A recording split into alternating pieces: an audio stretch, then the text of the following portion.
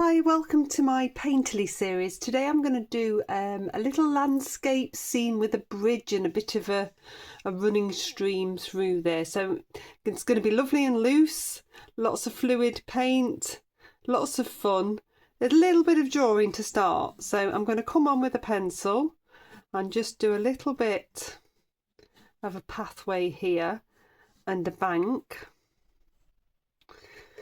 Then there's going to be the water here.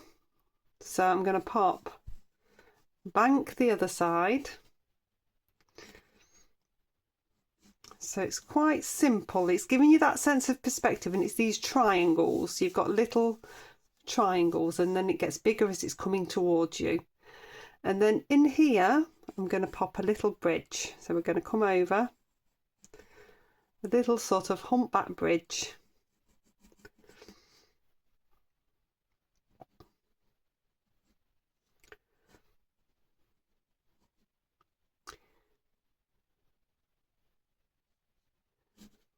Just need to make sure I've come high enough.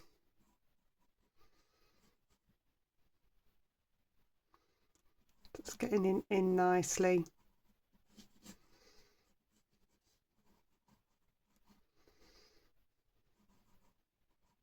You'll see a little bit of the bridge from that side as well.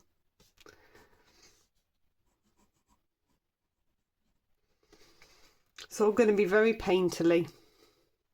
Then I'm going to pop in just a few trees within the background.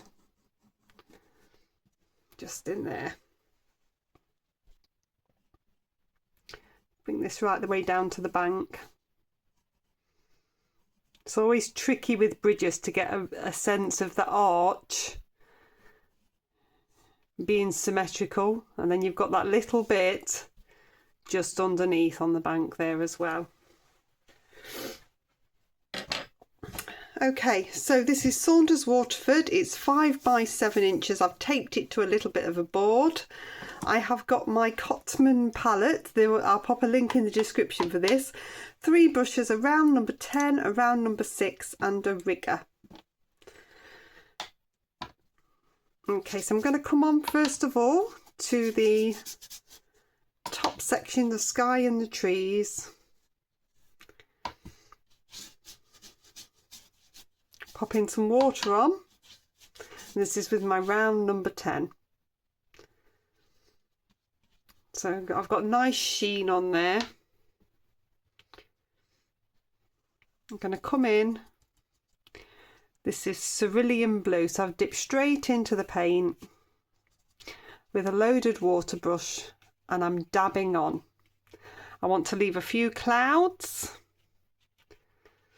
So I'm leaving patches of white and I'm taking this on in quite a diagonal approach.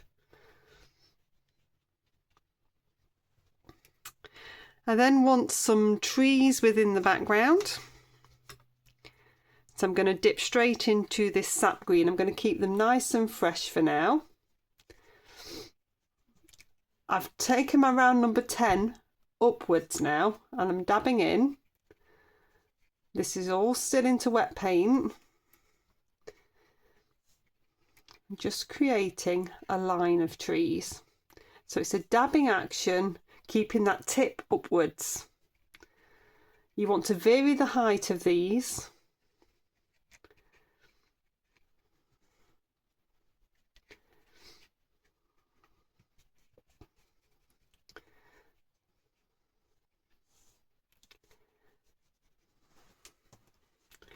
I'm going to rinse that brush off, dab it off on the kitchen towel. I'm going to come into some alizarin crimson.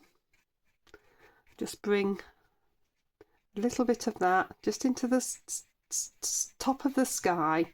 Don't eliminate your clouds. Just want that little bit of alizarin in there.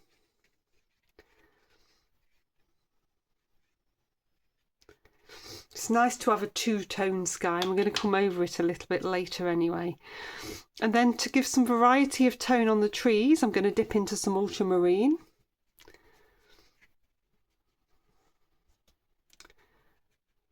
Just dab a little bit of this through. Try and keep a nice line on the bridge.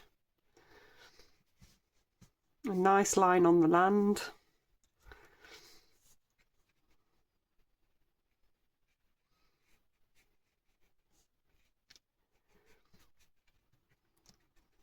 Keeping that tip upright and dabbing. Okay, so I'm going to dry that one off. Okay, so that's nicely dry. I'm going to get a little bit of water onto this bridge. I'm going to do the whole bridge, and then I'm going to come in straight to a nice dark, this is burnt umber.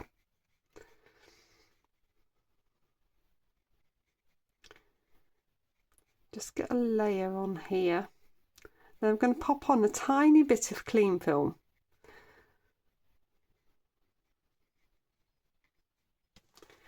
Because I want this to have a brick textured effect. So if I lay the clean film on very carefully and then I scrunch it inwards, it's going to create some texture. Then you need to let that dry naturally before you peel it off. Okay, so when that's dry, you're going to peel it off really carefully. If it's not quite dry, you can dry that off with your hairdryer, but you can see you've got some really nice texture there that works as bricks. It's a really useful technique. Okay, so now I'm going to wet this bank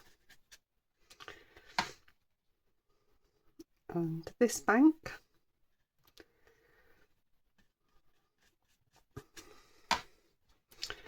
You start to get some colour on there. So I'm going to come into the sap green again. We want this to be fresher and to come forward a little bit. Because we're doing this painterly technique and we're going to be loose and come back over, it means we can just start with a base colour, so that's your sap green. Then what I'm going to do is come into some lemon yellow and just bring that towards the front. So I'm still with my round number 10. Okay, so I want some sort of grey. Here I have got an ivory black, so I'm just going to dab some of that on. That's on to dry, but then I'm just with a wet brush just going to spread that through. Then because I want to warm that up a little bit, I'm going to go back into the alizarin and just dab some of that through as well. It's always nice to warm up a black.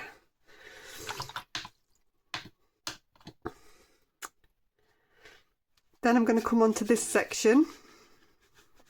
So these are still wet.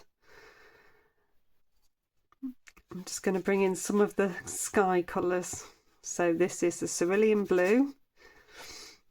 You can dry in between if you want to, but because I'm going quite loose, I don't mind an odd watermark because I'll just work with that. Just bring it into the bank a little bit either side so you get a nice blend. I'll come into the ultramarine blue.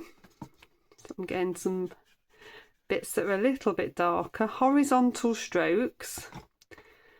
And then a little bit of the burnt umber underneath the bridge because that gives a good reflection. Rinsing my brush off, I've dabbed back into the alizarin crimson and just take a little bit of that in. And I'll dab a little bit of that alizarin crimson just in here as well. Okay, so I'm going to dry that one off. Okay, so that's nicely dry. I've swapped down to a number 6 round now. And I just want to take some burnt umber just into the underside of the arch of the bridge. Just so that's got that lovely shadow there. And then we're going to start going loose in the background. So if I come back in to the sap green, I'm just going to start to dab onto these trees. So the base is there. It's a similar action, but now I'm coming on to dry, I'm getting much more textured marks.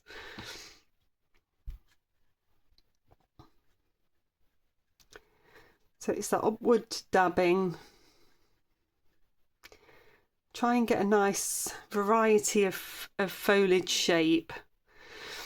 I'm going to come into a little bit of the burnt umber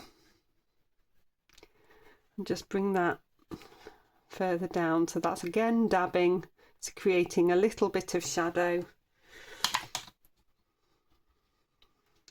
Then the same this side.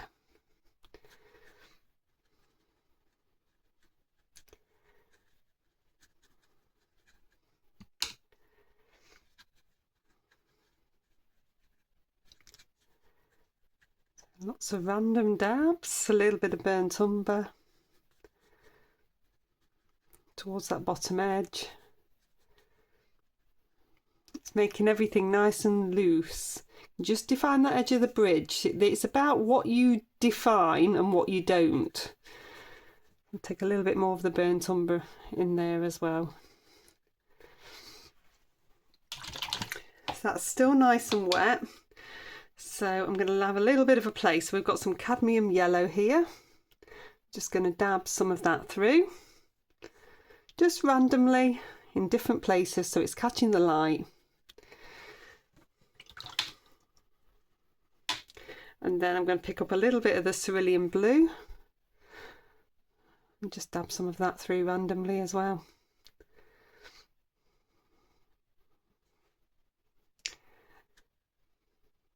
It's nice freedom of looseness that works lovely. So we're going to come a little bit back into the sky. So I'm going to pick up a little bit of this cerulean blue. The trick really with this is to keep to the same tone. So we're going to put the cerulean blue where the cerulean blue is. And this is coming on to dry, so it's creating a different texture. I'm still doing that same horizontal, no, diagonal stroke. You can touch into some of the trees as well. And that blend those a little bit.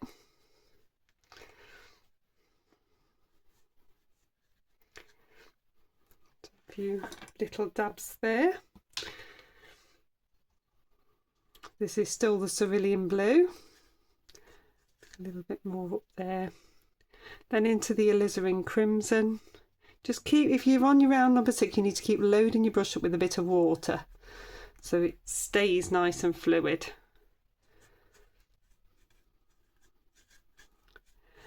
And a little bit in there. I'm going to go back into the cerulean blue. So you're getting that darker emphasis at the top of the sky. Always works well. Little bit of the cerulean blue, little bit of the alizarin crimson. It's sort of mixing on the paper.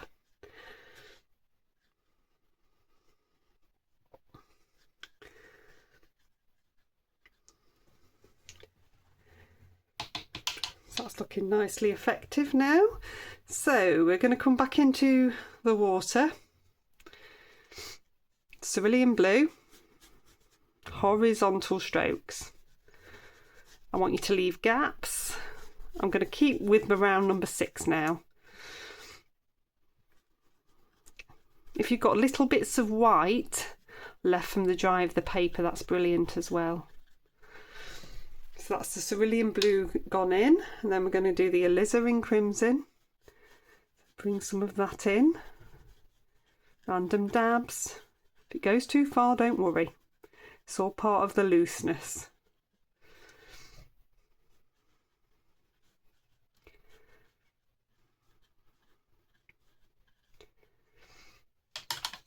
I'm going to take a little bit of that burnt umber just underneath the bridge there. Into the sap green. So you see I'm using the same tones again. This is all that painterly approach, is using the same colours over the top and creating texture and loose brush strokes. So this is the sap green going on.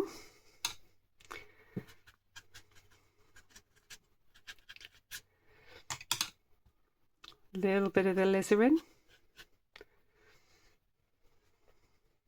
If you come on and it looks too bold, then just take a brush, a damp brush, and just come through.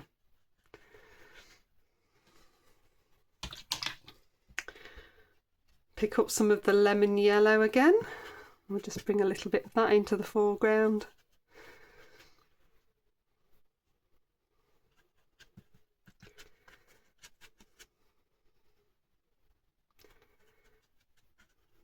And I'm going to dab into the cerulean blue as well, just to bring a little bit of that in.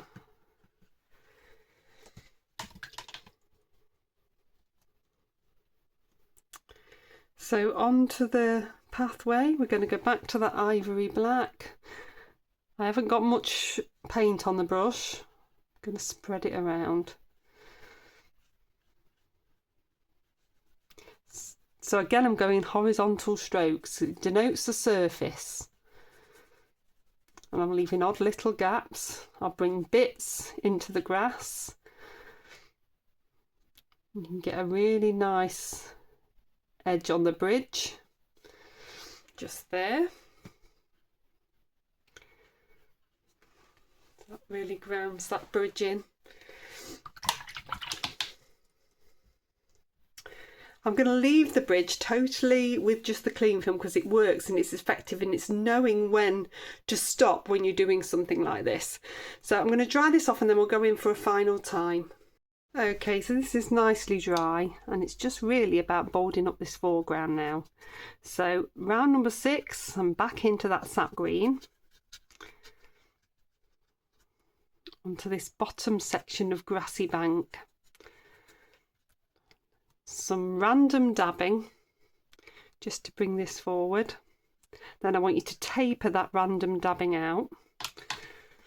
Come into some cerulean blue.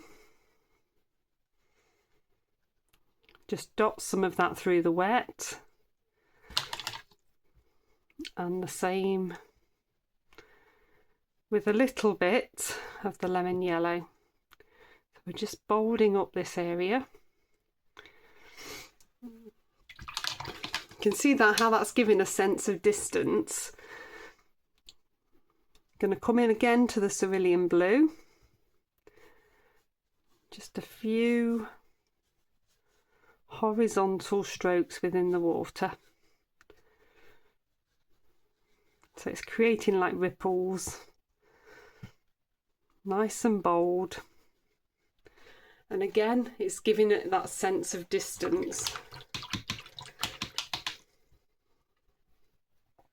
We're going to take a dash of a totally different colour now. And activate this cadmium red hue up.